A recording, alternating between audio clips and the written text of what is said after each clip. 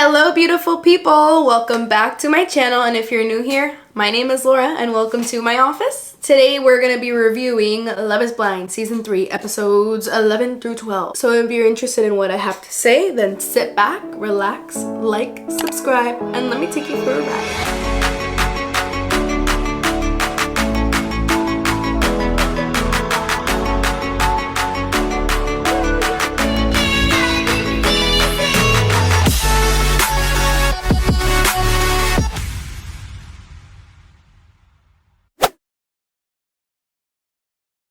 Disclaimer, everything that I have to say is in my own opinion and not to be taken literally. It is just my filtered opinion and for entertainment purposes only. I took all my notes on my cellular device this time, and honestly, why didn't I do that the whole time? I don't know. I'm old-fashioned like that. I mean, look at the mess that look at all the trees that I was killing. This was just last episode. So, here we go. Also, I'd like to apologize for the lighting situation. I usually film at night, so the purple light is like super prominent, and now I'm filming during the day, and the sunlight is messing up my vibes. So the way that episode 10 ended was leaving us on a cliffhanger because Nancy said yes, and then Bartise was about to say his answer, and then the episode ended, so we had to wait another week to find out what he was gonna say. I didn't have to wait a week to find out what he had to say because I knew all along he was gonna say no. He didn't fool nobody. Well, at least he didn't fool me. Out of all of the weddings, I'd say this one was the most interesting for reality TV purposes because it was a wreck for Nancy. Like, they walked out of the altar and they wanted to talk right then and there,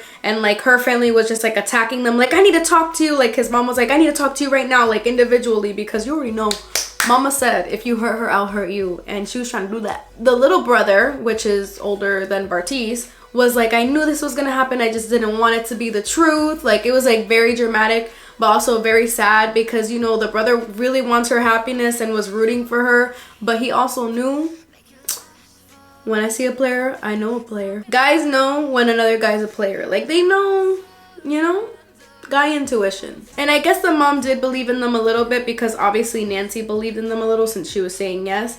Because he was like, I wish I was wrong this time. Like, I really wish I was wrong. And no, brother, I wish you thought just the way that you thought because I did not want this to work out.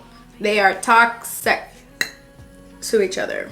So then my girl Nancy right there, she stood up for herself because they went to like a stairway to talk individually and in private. And he was still making excuses about them and like kind of like giving her false hope a little, and she like ripped their little permanent bracelet thing off and was like, I'm done. Yes queen, we love that for you. She straight up said, you were gaslighting me this whole time. Like, yes queen, that's exactly what he was doing. The only thing that I'm still like, girl, he did not blindside you. He is a walking red flag. Like, he is a huge red flag. He is the biggest red flag I've probably seen on Love is Blind. Retracking my steps in my brain. Season 1, Mark, not as bad. Shake, he was obvious. Like, Deep D was not debating their relationship. But Bartise, homegirl, red flag. Very big red flag. So now we're on to Alexa and Brennan's wedding, and it's just a fairy tale day because we all knew it was gonna happen. We knew they were both gonna say yes at the altar. We love them. They love each other. Love is amazing. Love is in the air. We love for them. They're beautiful. And that dress, once they did all the little alterings and all that stuff, she looked bomb. The hair, the makeup, oh, everything. I cried a lot when he was talking to his mom because his mom is just as sweet as him. I don't know if you guys ever noticed, but most of the time when guys are sweet and gentlemen, it's because their mom raised them right. And this just looks like his mom raised him right. Like, if a mom raised a kid with like a lot of privilege, they end up being privileged. Or if the mom was like a little bit of an a-hole, the kid's a little bit of an a-hole. Like, it's just a mom thing. And then Alexa's dad crying while he's walking her down the aisle. I'm just like getting emotional now. I think that's my favorite moment during weddings, the walking down the aisle and people crying. It's just amazing.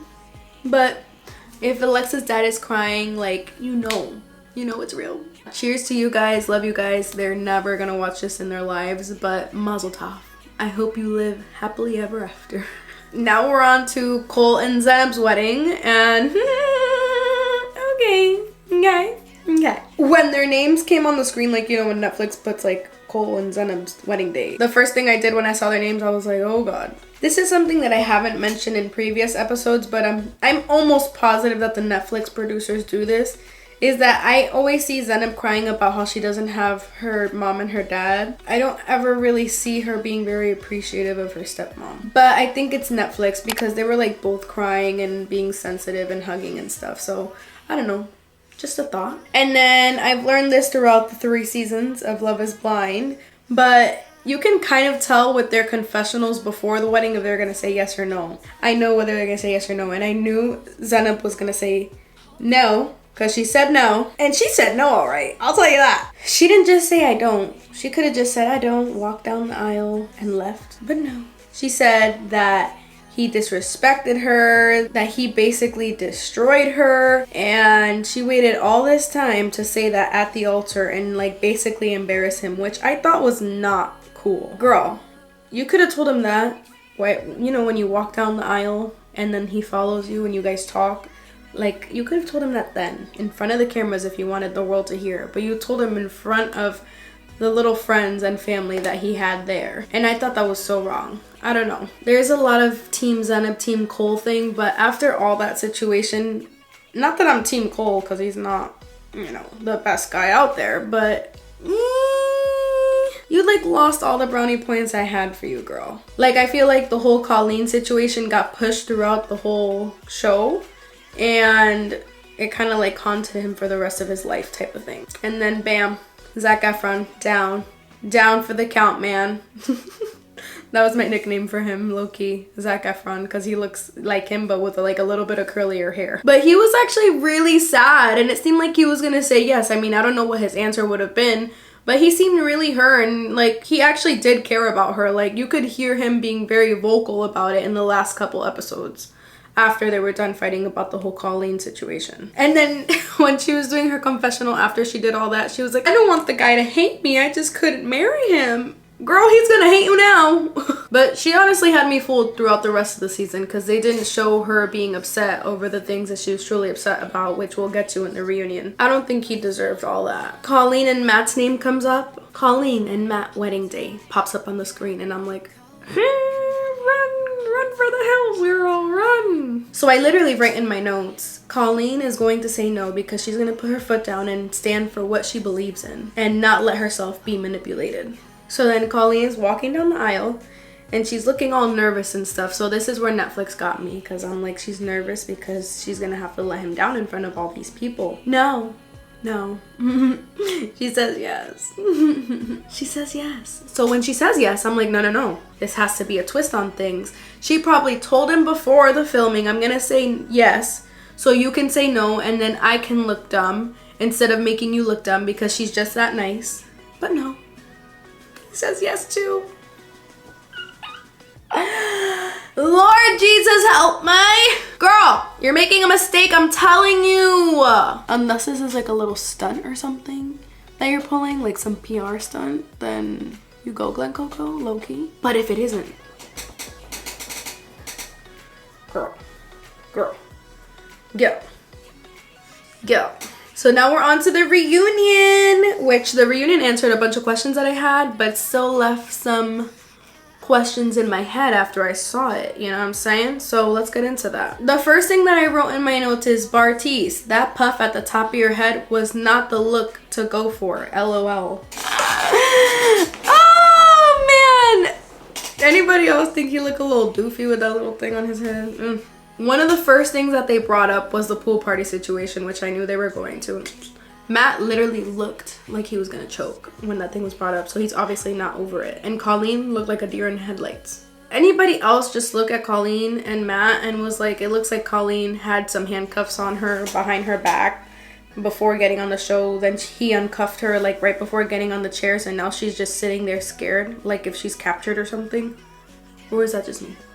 She looked nervous. And like the whole time in the reunion, they would ask them to a question and he would answer all of them right away. Like she would not be able to open her mouth Or is that just me? I don't know. I just like don't like him a lot. He reminds me of Trauma. Yeah. But Brennan stepping up and telling Cole that he was wrong makes it seem like it was a really bad situation when it did happen. And I mean, Cole even admits that he was wrong for everything that he did and he apologizes. So then the situation where SK says no was brought up and he's like, I like wasn't ready basically, because he says that he didn't want somebody to like move across the country for him or whatever. And I'm like, why'd you sign up for this if you didn't want to like expect somebody to move across the country for you? Like, I feel like a lot of people just do this for clout, but at the same time they're like, well, if I find somebody that I like, then I leave with somebody that I like. But it turns out Raven and SK are still together, which I'm rooting for them, because that was like the relationship that like grew and grew and grew, and like they're doing really good, and I'm rooting for them. And now they're doing long distance, and I hope it works out.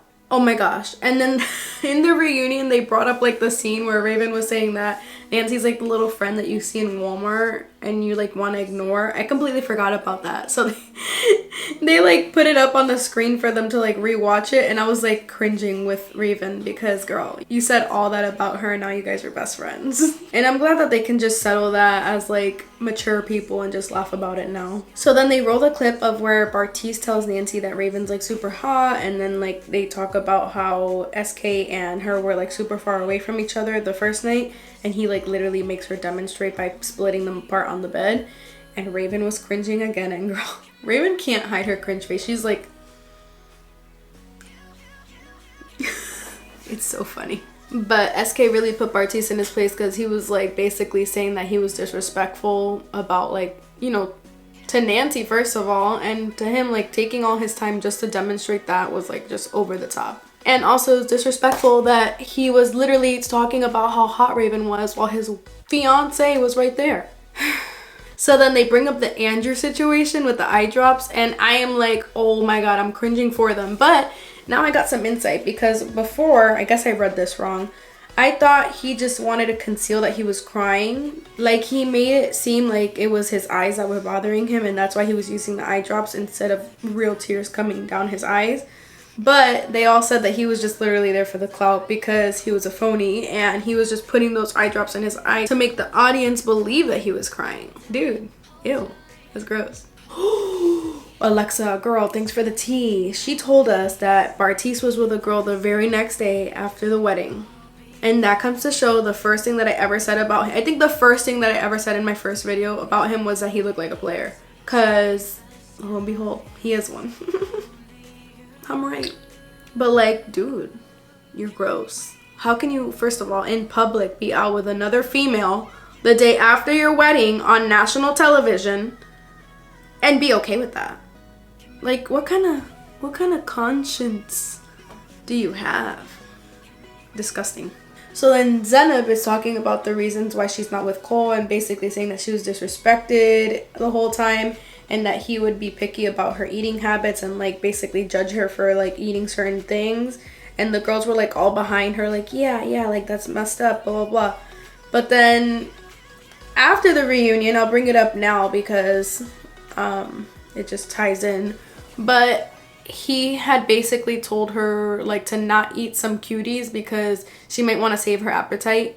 But literally, I don't think he meant it in a bad way. And she took it as like, don't eat the cuties because we're gonna go to dinner and you're gonna literally eat cuties and dinner. Oh my gosh, like, how dare you? But I literally didn't take it like that. I don't know. I just think she was being dramatic, and they just shouldn't be together, which they're not together, but stop. So Netflix shows the cutie situation, and she's eating like 2 or 3 oranges, or not oranges, the, you know, cuties, the small tangerine, mandarin, whatever. He's like, are you gonna eat both of those? Or are you gonna eat both of those? Because like, we're gonna go to dinner soon or whatever. Like, he was literally, I think he was just like, we're gonna go to dinner soon, so I hope you're not too full because you're eating those 2 cuties and we're about to go to dinner. She took it as, wow, this guy's really controlling what I'm eating, and he's judging me for eating this and going to dinner later and eating that too. When from what I took with his sarcasm and all his stuff and his personality, I did not take it like that. I took it as, dude, you're eating these cuties, so hopefully you're not gonna be full by the time we go to dinner, because, you know, cuties kind of like bloat you sometimes. But I don't know, that's just my opinion. Can you guys comment below what you think about the cutie situation? If you saw the cutie situation, I can't put it in too long, but what do you think about the cutie situation? Please let me know. Because did you take it as he's body shaming her for eating all that, or did you take it as he's trying to help her save her appetite for dinner?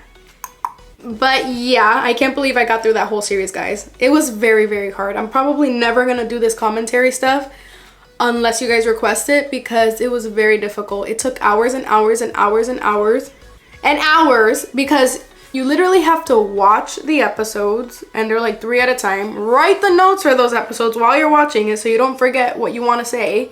Then you have to film it. The filming takes forever because you're reading off notes going up, down, up, down, up, down, up, down.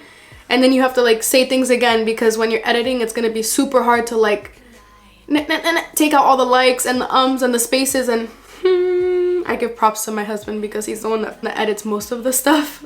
But guys, and then I had to edit it myself because my husband didn't understand what I was trying to get across sometimes, because I was so all over the place. So just to do one of these seriously took me like 12 hours. So 12 plus 12 plus 12, 36, which now this one is going to take me a little less because there was only 2 episodes and the reunion, which was like a recap of everything we already spoke of. So in total, this whole series probably took me 45 hours. 45 hours? You out of your mind. You're out of your mind. You better be paying me the big bucks to do that. But if you guys request it on another show, then I will do it. But yeah, I hope you guys enjoyed these last couple episodes of my reaction to Love is Blind Season 3. If you guys like it, please like it. If you haven't subscribed to my channel, subscribe to my channel. And I will catch you guys in the next one. Bye.